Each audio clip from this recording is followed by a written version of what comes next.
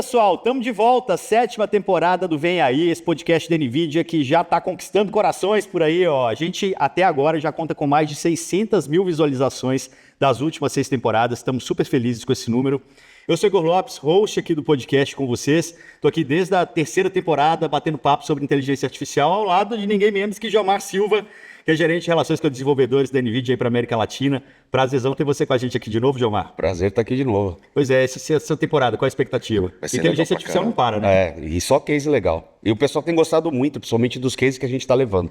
Porque a gente traz as startups que estão fazendo coisas surpreendentes com IA no Brasil e muita gente não conhece. Vê coisa lá de fora e não tem ideia do que a gente está fazendo aqui. Inclusive, se você está usando inteligência artificial aí de alguma maneira bem disruptiva, diferente no Brasil e na América Latina, manda uma mensagem pra gente, ó. A gente está aceitando sugestões. O Jomar aqui, coitado, fica indicando pra gente, todo mundo, pro podcast, mas tudo bem, tem uma lista grande aí na Inception, né? De mais de 700. Quantas são hoje? 1.200 mais ou menos já na América Latina. 1.200 startups de IA na América Latina. De inteligência artificial na América Latina. Tem muita gente para a gente conversar ainda, mas o objetivo desse podcast também é convidar você que está aí, use inteligência artificial, a estar junto do Inception, né? Porque é um programão. Sim, sem dúvida nenhuma. A gente apoia as startups a usar a tecnologia no estado da arte. Não é mais bicho de 7 cabeças, nem ciência de foguete fazer isso. E a gente tem ajudado startups no mundo todo com isso e saindo cada vez mais soluções absolutamente incríveis e desenvolvidas aqui na América Latina e no mundo todo. E sabe o que é o mais legal também desse podcast? A gente já está com mais de 600 mil visualizações, mas a retenção do público também está muito alta. Assim, a gente está com mais de 70% de retenção. Quer dizer, o pessoal dá o play e assiste até o fim, né? Isso porque a gente está trazendo muitos cases legais aqui, né? Inclusive, vamos apresentar o nosso case da vez, né? A gente está aqui com o João von Zuden, que é CEO da Casco. Prazer ter você conosco, João. Prazer, Igor. Prazer, Jomar. Uma satisfação estar aqui com vocês. Muito legal. Espero que a gente faça um bom programa aqui. Pois é, não, mais um case super legal, né, Jomar? Sim. Nós, por que você escolheu o João para vir aqui? Cara, a Casco tem uma série de soluções bem interessantes, tem uma história de sucesso na área de IA que é bem legal e a gente vai poder explorar bastante isso hoje. Boa. João, conta para nós, como surgiu a Casco? A Casco surgiu, pessoal, da Unicamp. Encontrei o Diogo e o Eduardo, são os meus sócios. A gente estava fazendo o programa de mestrado e doutorado na Unicamp.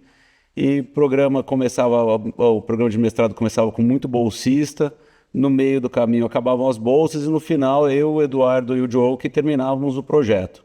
Aí a gente decidiu, como a gente entregava o projeto até o fim, a gente decidiu, vamos abrir uma empresa para a gente fazer esse caminho, essa jornada sozinho. E a gente começou a Casco no sentido de fazer pesquisa e desenvolvimento dentro do país.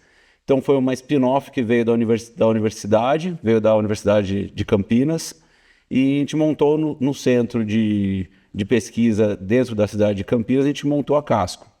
Então a gente se beneficiou no primeiro momento da verba do governo.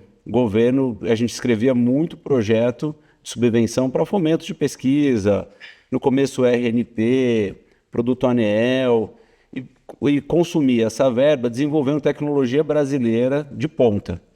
Isso começou assim, antes ainda de ter, no começo, quando começaram a usar as GPUs para fazer IA, começou o Deep Learning, começou essa onda de inteligência artificial, quando começou, a gente estava dentro programando já esse tipo de coisa. Então a Casco veio da pesquisa dentro de universidade.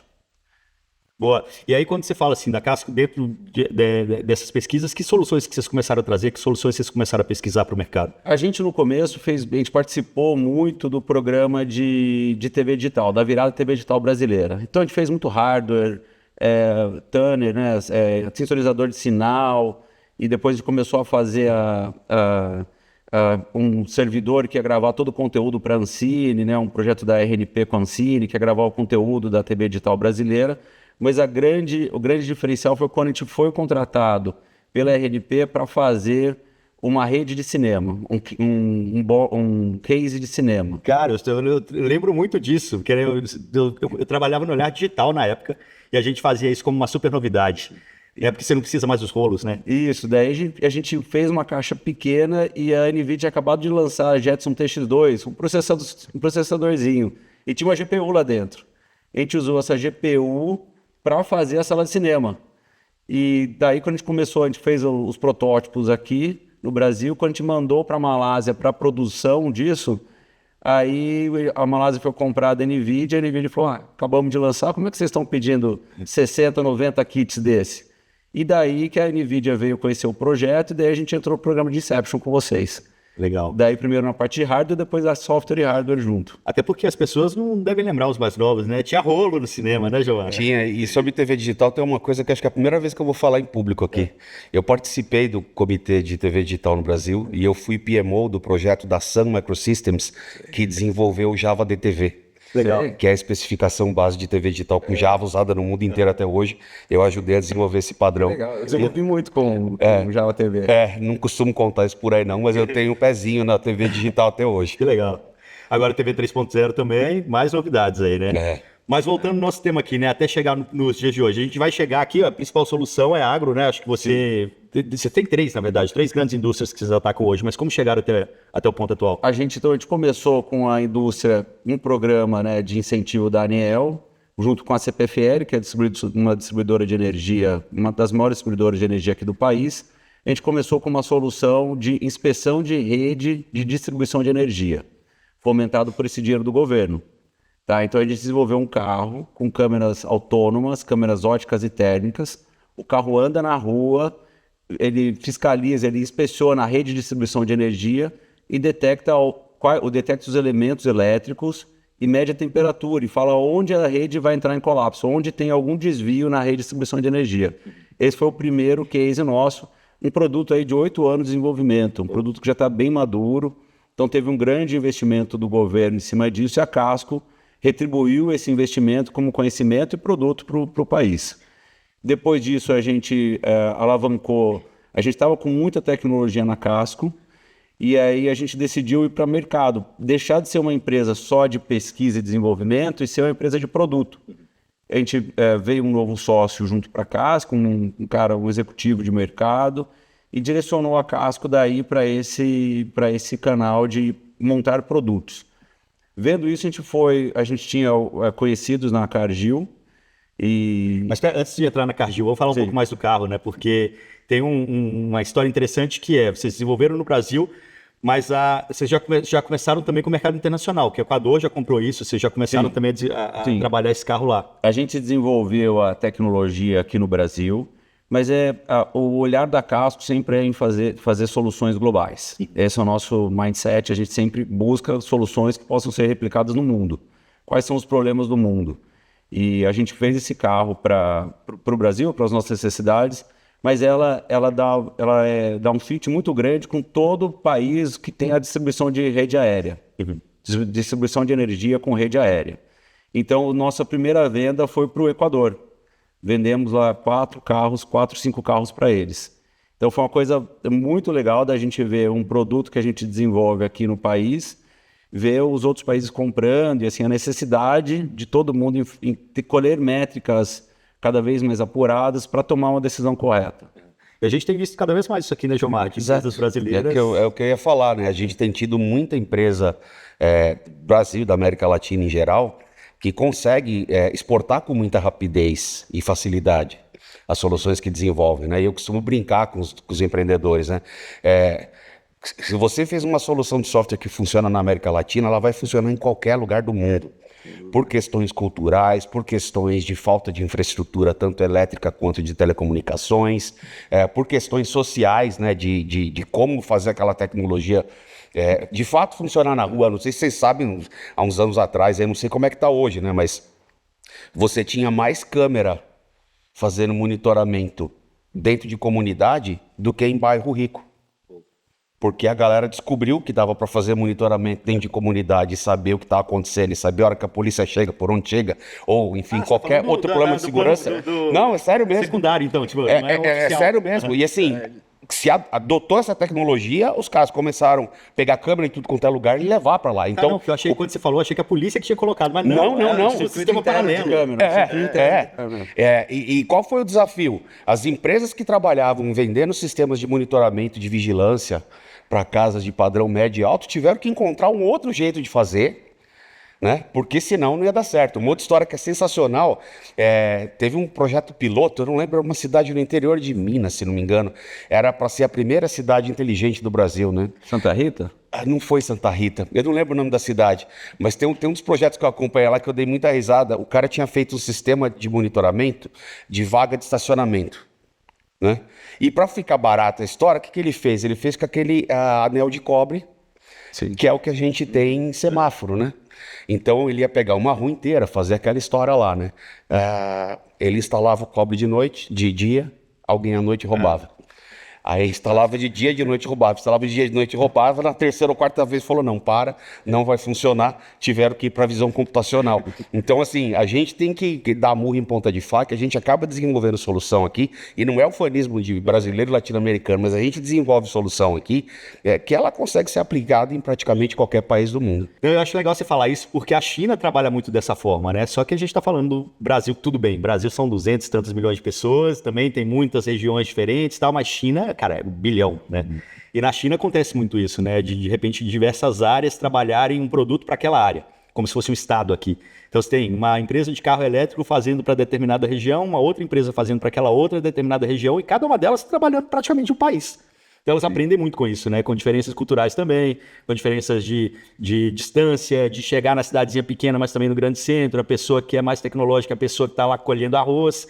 Então, tem tudo isso, e a China bate muito nessa idade, acho que ela evolui muito com isso, né? Eu tenho uma história engraçada, quando eu comecei trabalhando com startup, com inovação, numa vida profissional passada, deve fazer quase uns 10 anos isso, eu lembro de uma empresa do Paraná, que tinha uma solução de smart light, né, poste inteligente. Então eles conseguiam acionar a lâmpada, saber se está queimada, e faziam uma série de coisas. Era basicamente uma caixinha que você colocava num poste, você colocava sensores em diversos outros, eles se comunicavam, eles desenvolveram um protocolo sem fio, peer-to-peer. Era um negócio, assim, muito legal, né? E eu lembro que numa reunião global da empresa eu apresentei e falei, eu quero apoiar esses caras com hardware, isso e aquilo. E alguém lá de fora falou, cara, mas a GE já tem isso, a Bosch já tem isso, o fulano, ciclano, beltrano já tem, e está instalado num monte de lugar nos Estados Unidos. Por que a gente tem que apoiar mais uma? Né? Eu não nasci ontem, eu tinha lido o que os caras tinham, né? Eu falei, a solução deles funciona num lugar que a temperatura oscila entre -5 e +60, com umidade relativa do ar que vai de quase 0 a 99%. Diferente. Aí ele falou, acho que não. Eu falei, então, a cidade piloto que esses caras botaram a tecnologia para rodar fica no litoral, é no sul do Brasil, e a condição climática é essa. E isso está rodando lá há 2 anos. Aí o cara falou, então tá bom, não tem mais pergunta. Pronto. Então, assim, tem uma... Case closed. A gente tem muita característica Sem dúvida. particular. Né? E uma coisa corroborando com isso, quando a gente foi construir esse carro, a primeira versão do carro, protótipo ainda, tudo funcionava, mas quando ia pra rua, pegava estrada de chão, estrada de terra, aí caía conector e era uma coisa... A gente teve que, daí, evoluindo a construção, usar conector de avião, outras coisas para poder construir uma solução robusta. Então, uma coisa também, quando vai fazer uma solução na América do Norte ou algum país de primeiro mundo, você tem as condições de estrada, a pavimentação é excelente e não é nossa realidade. Então, para construir solução no Brasil, requer mesmo assim, pensar em Um jogo de uma coisa cintura mais bom, né? robusta. E como você faz como consegue dar manutenção isso? O Brasil é um país muito grande, como é que você vai dar manutenção em tudo isso? Peças de reposição, muitas vezes são peças importadas, como é que traz? Então esse é desenvolver o produto é a coisa que todo mundo quer, né? E a coisa que assim, os engenheiros são apaixonados em fazer produto. E hoje é CC Global, assim, a esse tipo, a essa Exato. parte, né? Então, Exato, mas manter ele funcionando, ter o suporte adequado, fazer o modelo de negócio adequado para o mercado, eu acho que esse é o grande diferencial hoje do pessoal da startup, né? Como é que você consegue juntar tecnologia, modelo de negócio, suporte, fazer tudo isso junto. cara, sobre... E essa história de vocês terem conseguido sair do mundo da pesquisa para o mundo de produto é surpreendente, porque são poucas. Né? Eu trabalhei com pesquisa e desenvolvimento em centro de pesquisa mais de 10 anos, né? E assim, inúmeras vezes eu vi essas tentativas, inclusive de gente da Unicamp, de sair do mundo da pesquisa e entrar no mundo de produto, e a cabeça é completamente outra. Porque a gente na pesquisa, a gente não quer parar, a gente quer inventar coisa o tempo inteiro. Produto não, você montou um conjunto de funcionalidade, a evolução disso é alinhada com o mercado, não com o que você tem vontade de fazer de tecnologia. Então essa mudança assim É outro drive, né? Tem que fazer o mercado. É outra coisa, é outro mundo. Agora, vamos falar um pouquinho mais da tecnologia em si, né? Que câmeras são essas? Você já falou um pouquinho, são câmeras óticas, câmeras térmicas, mas como que ela enxerga o mundo? Então toda a solução da Casco, ela é assim, ela usa qualquer tipo de câmera. A gente integra, uma coisa muito importante da empresa é que a gente tem uma parte de integração de hardware muito importante lá dentro. A gente é muito bom nisso mesmo, sabe? Então, se a gente pegar a solução do carro, assim, a gente usa câmera FLIR hoje, porque é uma grande marca e reconhecida. E os clientes querem usar, quando você vende um produto, você vender um produto com uma marca FLIR, está testado que você tem uma acurácia desejada ali. Mas a pergunta mais é sobre, tipo, o que essas câmeras conseguem ver para que você tenha resposta, sabe? E até outras aplicações. Você estava falando de aplicação em cabos de energia. Mas a gente falou, putz, você vai pegar a Smart City e você tem várias aplicações para essa mesma tecnologia. Exato. Então a gente tem câmeras térmicas que fazem a leitura da temperatura dos elementos elétricos, transformador, chave, tudo que está em cima do poste, mede a temperatura. A câmera ótica que realmente vê como se fossem nossos olhos. Então vê a estrutura, vê se tem corrosão, vê se o poste tem uma estrutura, o poste não está rachado. A gente tem imagens disso? Você está mostrando agora? Tem imagem disso daí. Então. Mas pode falar. Legal. Então, esse tipo de situação a gente consegue aferir automaticamente. O carro vai andando ali 40 por hora e só com o motorista, não precisa de mais ninguém dentro do carro. Então, a gente saiu de uma... Daqui a pouco nem o motorista mais. Daqui a pouco nem o motorista, daqui a pouco o carro está andando e eu acho que a gente está se preparando para isso, sabe? Para os carros autônomos na rua, quais serviços que nós vamos colocar dentro desses veículos autônomos que estão na rua? Essa que é a nossa visão de futuro. Tá? Por isso que a Casco hoje é uma empresa de disruptura, porque a gente está olhando já o futuro e se colocando soluções na infraestrutura que vai acontecer no mundo. Tá? Então, esse carro, por exemplo, ele olha, inspeciona postes, mas a gente consegue convertê-lo para olhar pontes, olhar onde tem o pessoal trabalhando na rua. A gente consegue fazer uma série de soluções com essa mesma infraestrutura que a gente cria. Então, a gente é uma empresa que faz a solução aplicada, mas mesmo dentro da solução aplicada, a gente enxerga uma camada de estrutura dentro desse layer de tecnologia, onde a gente pode agregar diversas soluções em cima disso. E o mais legal, eu acho que é isso, é a mesma tecnologia aplicada ao agro. Vamos lá agora falar do segundo caso de vocês, né? Porque eu acho que é legal de mostrar isso, né? É uma mesma coisa que, cara, funciona para todo mundo, né? A gente criou uma coisa chamada Casco Framework, Casco AI. O Casco AI é a nossa plataforma base, usando muito do framework NVIDIA, usando tudo que tem de mais moderno, e a gente construiu como é o life cycle de uma solução de IA. Não adianta só você fazer a primeira solução, você tem que ter um jeito de fazer retreinamentos, um jeito de manter versionado o dataset, manter versionado os modelos que estão entrando em produção. Então, como gerenciar tudo isso? Eu acho que a gente teve que parar para olhar isso e construir e utilizar as ferramentas corretas para que a solução seja lançada em produção e depois continuamente atualizada. Quando a gente foi para o agro, era uma situação bem diferente, adversa e muito peculiar assim, do ramo rural ali, né, da fazenda. Nós somos especificamente para confinamento de boi. Então, gado de corte, confinamento de boi. Brasil, o maior exportador de carne do mundo, né? O que a gente viu lá? A gente tinha um dado com muito pouca acurácia. O dado era muito instável, porque no campo você tinha lá um vaqueiro em cima do cavalo, tomando as decisões, anotando num papel, passando lá para a sede da fazenda e ali se tomavam decisões. Então era um dado muito impreciso. E a gente, junto com a Cargill, olhou e falou, acho que a gente consegue colocar a visão computacional aqui. E construímos a solução chamada Cargill Cattle View. É uma solução, um voo automático de drone, todo dia de manhã, o gestor da fazenda aperta um botão no celular, o drone levanta, voa, tira a foto dos currais de animais. Curral é onde vive o confinamento de boi, vive mais ou menos uns 100, 150 animais e um cercado, né? E ele tem um coxo que a gente chama, um comedouro de alimentos na frente. Esse drone sai de manhã, bate foto de cada curral. Esse drone, quando pousa, ele tira essas fotos e joga na nossa plataforma. a gente reconhece todos os animais, conta todos os animais, a gente reconhece o quanto de comida que sobrou. Até porque eu contar animal também, né? Eu sou da roça. Contar animal também é uma coisa, né? Porque o animal foge, enfim, no outro dia o vizinho rouba. E é um ativo, né? É um ativo móvel. Então você tem que tomar conta do seu ativo ali. É um ativo móvel. E mais do que isso, quando a gente começou a colocar isso, a gente então cuida da parte de tecnologia, a Cargill veio com um conhecimento de boi, de mais de 100 anos. E a gente conseguiu definir um índice de bem-estar do animal. Então a gente consegue ver a partir dessas fotos se o animal comeu o que ele deveria ter comido no dia anterior ou se não comeu tudo o que deveria. Então você precisa dar mais comida para ele hoje. Porque É um animal específico. para um animal, para aquele lote de animais, eles têm um comportamento de lote. Então, quando eles recebem pouco comida, eles estão esperando comida de manhã cedo. Então, a gente consegue determinar com a foto isso, qual o comportamento do animal e dar um índice. Então, hoje a gente criou um índice, olha que legal, a gente criou um índice que esse índice vê o quanto que o animal está performando em ganho de peso. A gente não precisa mais, a gente coloca vários parâmetros e cria um índice só. Então, o produtor rural vê um índice. E com esse índice ele sabe se ele está indo bem ou não e o que ele tem que ajustar na operação dele.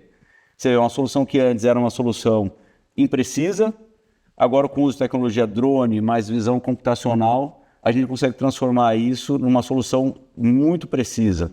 Né? E qual é o resultado disso? Você tem uma produção com mais planejamento, você tem uma produção com acompanhamento diário e você dá visibilidade não só para aquela fazenda, mas, por exemplo, tem fazendas que o grupo, né, tem várias fazendas pelo Brasil, mas a sede fica no Rio de Janeiro, fica aqui em São Paulo.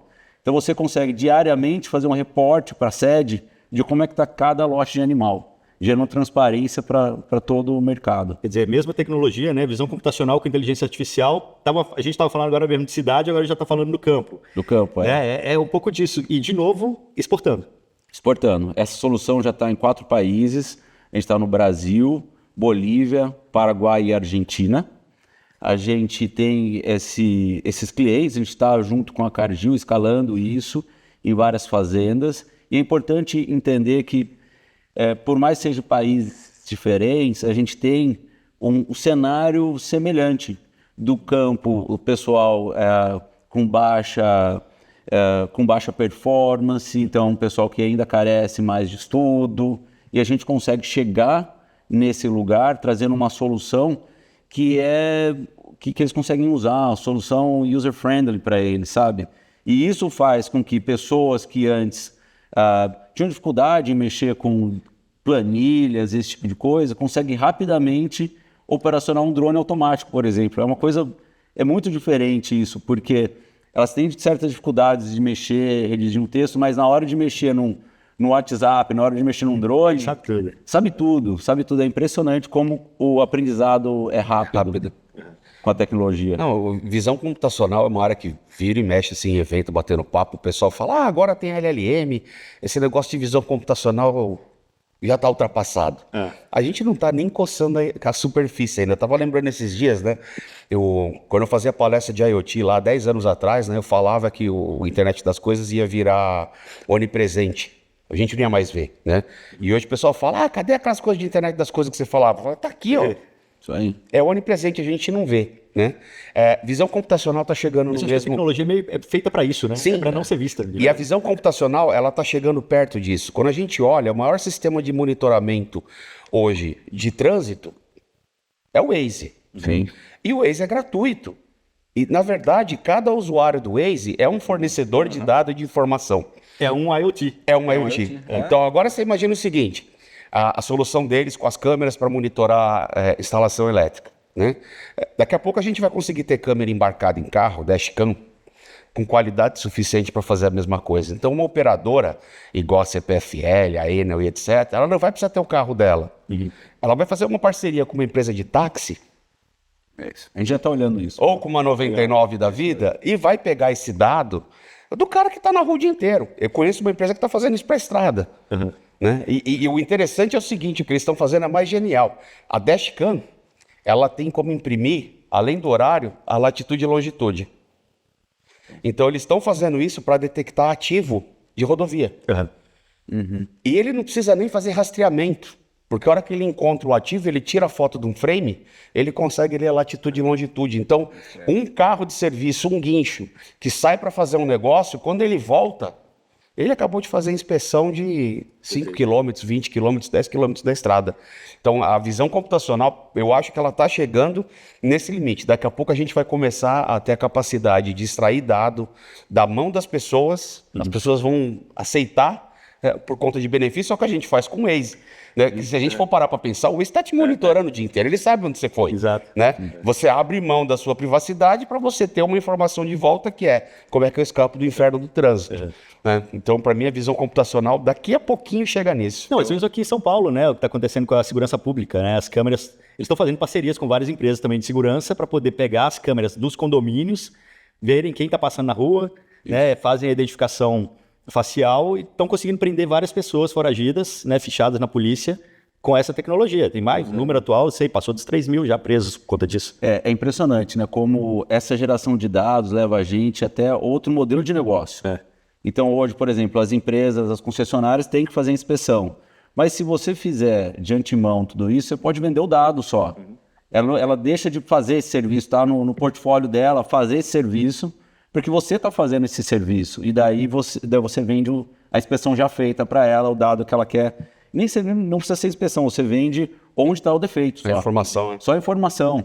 Então, eu acho que essa disruptura em você tirar uma coisa que é quase core business de uma empresa e você faz com um modelo de negócio de uma outra forma e vende já o dado que ela precisava, o resultado que ela queria ter, eu acho que essa é uma solução disruptiva. Acho que é para aí que vai os negócios, né?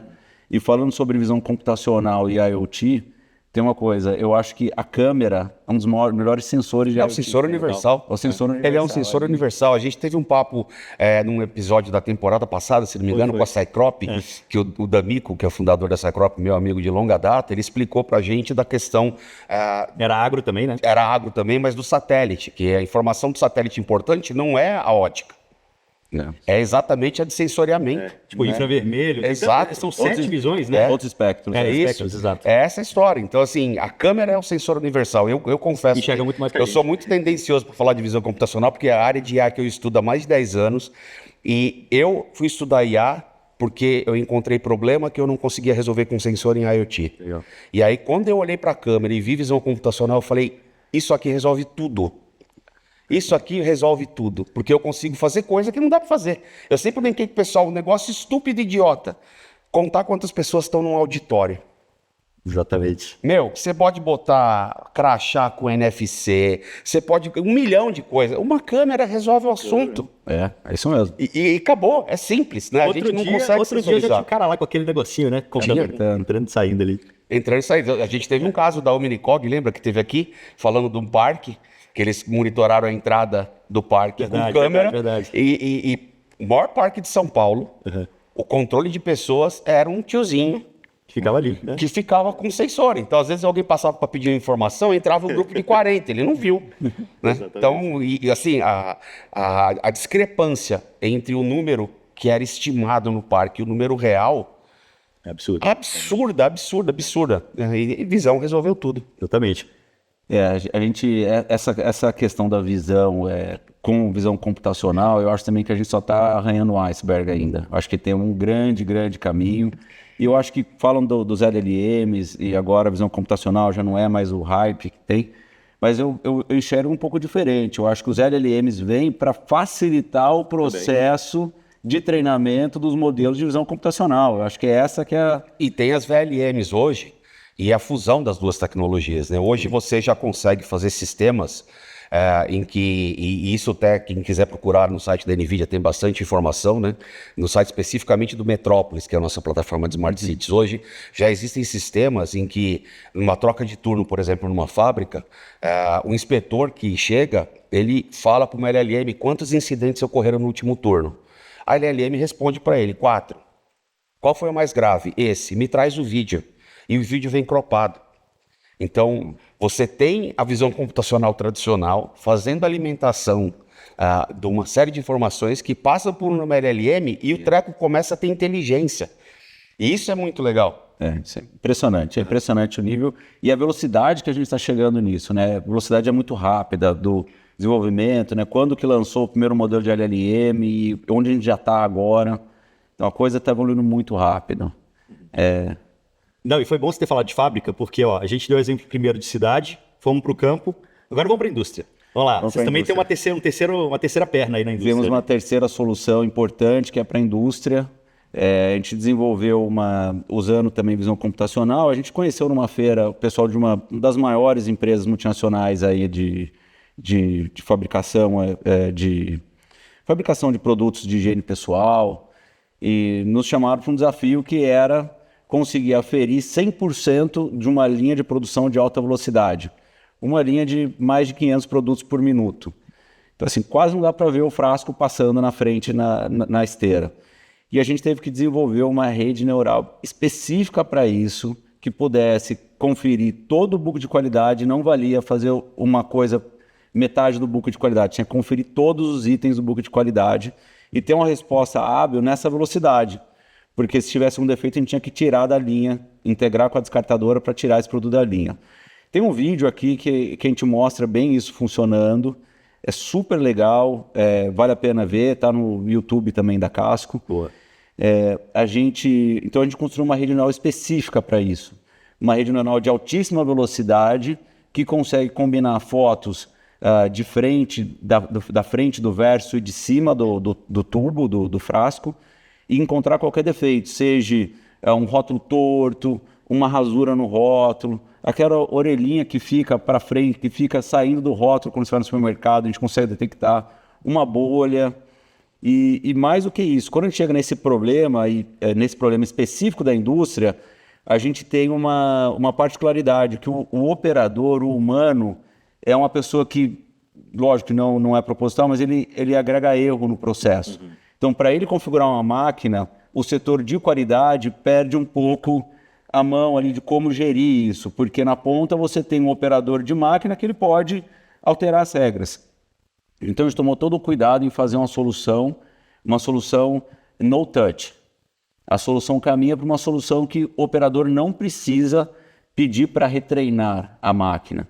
A máquina reconhece que você tem um novo produto, ela faz um treino, ela retreina em 3 minutos, e ela já fica apta a fazer inspeção de qualidade de novo para mais 2, 3, 4 horas de produção. Então, olha a diferença. A máquina entende que aquilo não é um problema, aquilo é um produto novo. Ela faz um treino ultra rápido e ela liga de novo essa inspeção que a gente chama de uma inspeção avançada. Uma dúvida, esse produto precisou ser cadastrado antes em algum momento ou não? Não. Você colocar um produto que ela nunca viu. Se você coloca um produto que ela nunca viu, no primeiro momento, você roda regras básicas, que a gente chama, que é a regra de deslocamento, ver se tem presença e ausência, são as regras básicas de uma produção, que a maioria das máquinas tradicionais fazem, e depois você tira 30 fotos. Então você deixa passar 30 tubos. Você imagina que é menos de 1 minuto, né? É rápido, passa 30 fotos ali, depois dessas 30 fotos ela treina em 3 minutos e já liga esse modo de inspeção avançado, que reconhece qualquer coisa. Perfeito. Não, você lembra do caso da Ultragaz? Também que era muito legal, né? A gente contou um outro caso aqui, né? Na temporada passada também, da Ultragaz, que eles tinham um problema que parecido, era né? Parecido, mas diferente, né? Porque assim, aqui você tem uma linha de produção, imagino que com uma iluminação um cenário decente, um cenário que você consegue identificar. O desafio deles era porque o botijão de gás não tem nenhum padrão, nem de escrita das informações ali, nem de iluminação. De cabeça para baixo, cabeça para cima, quer dizer, não tinha padrão nenhum. O problema deles era conseguir botar isso tudo no padrão, né, numa velocidade muito rápida, para que a inteligência artificial e a visão computacional conseguisse ler aquela informação e tirar o botijão. Só que a velocidade do que a Casco faz é absurda. É outra. São 500 produtos 500 por minuto. por minuto. 500 por minuto. Você imagina isso. E você conseguir tirar um frasco que está com defeito na linha de produção. Sim, mas aqui é uma outra função também, né? Um outro caso de uso. O que eu quis dizer, assim, como a inteligência artificial com a visão computacional faz tudo. Consegue Né? Resolve o seu problema. Coisa. É um sensor fantástico. Na verdade, a visão computacional é um sensor fantástico. Talvez um dos melhores sensores que a gente tem aí, que consegue reconhecer, atrelado à inteligência artificial e essas redes ultra rápidas, a gente consegue ter assim, um tempo de resposta fantástico. E uma preocupação daí para todo mundo que está assistindo, para os empresários aí, pessoal de startup que está vendo, é a gente olhar para o mercado para ver, porque muitas vezes você constrói a melhor solução, mas você precisa de alguém no back office ali. gerando dado, colocando, atualizando. Então, como construir uma solução que ela por si só vai evoluir? O ciclo de vida dela é automatizado. O ciclo de vida automatizado, exatamente. Então, acho que esse é o grande diferencial quando pensar em produto, pensar nisso, né? Como é que isso ganha escala e como é que isso se mantém no mercado. Perfeito. Bom, a gente também vai contar outro caso aqui de uso de imagem, né, de visão computacional, mas imagino que na indústria você poderia usar isso também para segurança do trabalho. Sim. Né? Você vai pensando nas possibilidades, né? A gente está até fazendo um produto para segurança do trabalho, focado, também desenvolvido em parceria com a CPFL. Tá? A CPFL é uma empresa que tem muito zelo pelo colaborador e nós estamos desenvolvendo uma caixa, é como se fosse um device de mão com câmera 3D, usando Orin, usando as Jetsons, a linha Jetson da NVIDIA. Então a gente coloca todas as regras de IA dentro, embarcadas nesse hardware, e a pessoa liga, coloca, vamos passar até o vídeo, acho importante passar o vídeo porque elucida bem o produto. Você coloca isso em cima de um cone, no caso da companhia de distribuição de energia, e ele afere, ele consegue ver se está todo mundo com EPI, consegue ver se você vai fazer um içamento de um transformador, por exemplo. A área de servidão, quanto mais alto, maior a área. A gente cria uma zona 3D de proteção ao redor do trabalho. E ali caso alguém insira nessa área, a gente tem wearables, devices que vão avisando o que está acontecendo. Então, se entrou alguém na área de servidão, tem um transformador içado, começa a apitar tudo, começa a avisar, a máquina fala, tem som, tem iluminação, tudo para avisar que um problema pode ocorrer. E, mais uma vez, levantando dado, uma vez que a gente tem uma máquina no campo, medindo, pegando os desvios, a gente começa a levantar métricas e a gente sabe que a cada X de desvios a gente tem um acidente. Então, a gente coletando esses dados de maneira precisa, a gente consegue prever daqui a pouco vai ter um acidente, então se preparem, vamos reestruturar, vamos redesenhar isso. Perfeito. Essa que é a grande diferença, eu acho, de trazer a tecnologia, a gente conseguir ter o dado muito, muito preciso para o tomador de decisão. Perfeito. Nessa área de energia, isso que eles fazem eu achei muito legal quando eu vi. Eu sou engenheiro eletricista, né? Eu sou engenheiro eletrônico, mas eletrônico é aparelho que liga na tomada, então eu creio então que ele é engenheiro eletricista, né? Por causa disso, meu pai me chama para trocar a lâmpada, arrumar a tomada o tempo inteiro. Mas teve um dia lá perto de casa que o pessoal da Enel foi cortar uma árvore que estava enroscada na fiação, e eu fiquei olhando lá de cima da sacada, mas assim, eu me arrepiava inteiro, porque todas as coisas de risco e errado que dava para fazer, tinha 2 caras que tinham feito 4 vezes cada uma. É impressionante. Eu falei, um cara desse tem tanta confiança no que ele está fazendo que ele não tem noção do risco que ele está se expondo. Né? Quer dizer, uma coisa dessa que monitora em tempo real e dá um grito lá, falou, e ele sabe que tem alguém vendo do outro lado, não vai se expor tanto. Né? O problema está no campo. O problema está no escritório, o problema está no campo, né? E é ali que está o risco de vida, é ali que a gente tem que tomar conta. Então, o produto é feito com processamento local, no local. E é lógico depois, se tiver alguma falha como essa no procedimento, tudo isso, ele grava tudo e tudo geram métricas e é reportado. Perfeito. Sim. O que não acontecia antes, porque se tivesse um cara com a prancheta anotando, ele fica meio constrangido de anotar um erro de um amigo, um parceiro, né? Ali. Então não era reportado isso. E principalmente para capacitação, né? Chamar, fazer um retreinamento, conscientizar. Dá para trabalhar muito mais na prevenção, né? Acho que essa é a ideia. Do que fazer o tradicional, porque tradicionalmente câmeras são usadas para análise forense. Sim. Você vê depois como é que o cara roubou, você vê como é que o negócio explodiu, como é que a pessoa se machucou, entendeu? Eu acho que essa capacidade que a gente tem hoje de botar inteligência aumenta a qualidade para todo mundo. Sem dúvida, João Marcos, sem dúvida. Acho que é a grande diferença que a gente traz agora para o mundo, né, com a tecnologia, é a gente conseguir assim, reduzir o índice de violência, reduzir o índice de falhas, a gente conseguir ter uma vida melhor, usar a tecnologia para o bem da sociedade. Perfeito. Bom, a gente está chegando ao final do episódio já, o Voa, né? A gente falou para você. Cara, mas tem uma coisa que eu acho importante também você dar uma dica para o pessoal, que é, vocês têm 9 anos de história, é claro, começaram ali com pesquisa, desenvolveram produtos muito legais, mas conseguiram 2 clientes globais, né? Cargill e uma outra indústria de manufatura, que a gente pode falar o nome aqui, mas é uma grande empresa.